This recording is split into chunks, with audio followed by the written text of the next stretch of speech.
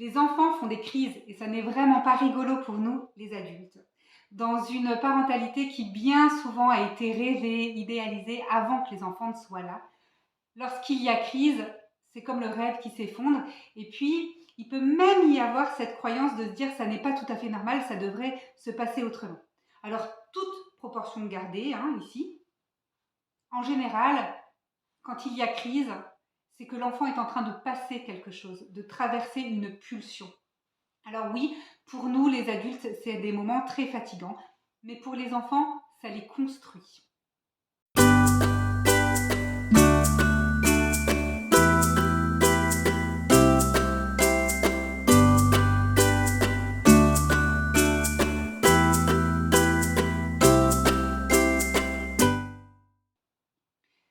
Je vous propose dans cette vidéo de regarder les crises selon un premier élément théorique, la différence entre émotion et comportement.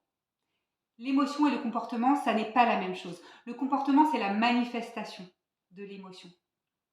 Les émotions, elles, sont toutes OK, sont toutes à accueillir. À partir du moment où un enfant ressent quelque chose, il est complètement légitime de le ressentir. Ce dont il a besoin, c'est d'apprendre comment le manifester. Alors, j'espère que vous comprenez d'ores et déjà que ça marche aussi parfaitement pour vous les adultes. Pour nous tous, à partir du moment où nous ressentons une émotion, c'est légitime. Personne ne devrait se dire « je suis un monstre de ressentir ça, ça n'est pas normal, quelque chose cloche en moi » ou « ma vision de moi-même est supérieure à cette émotion, je ne devrais pas la ressentir ». Commençons par le début. L'émotion est là. Ce qui va faire de nous un être humain qui s'adapte et qui a des comportements adéquats, c'est justement la manière dont nous exprimons cette émotion. C'est là que la manière de s'exprimer de l'adulte va vraiment éclairer la réalité de l'enfant.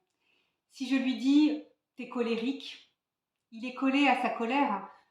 Comment pourrait-il avoir l'idée de manifester autrement son émotion? Je le lui dis « tu es colérique », c'est figé, c'est fini. Si je lui dis « tu ressens de la colère », là déjà il y a une différence entre l'émotion et l'être qu'il est. Mais mieux encore, j'ai envie de dire, selon mon point de vue, tu te mets en colère. Alors, attention, il ne s'agit pas du tu qui tue, il ne s'agit pas de l'accuser, vraiment là, c'est l'intention qui fait la nuance, c'est très fort, mais c'est vraiment très important. Mais tu te mets en colère, c'est-à-dire que quelque part, il a le choix.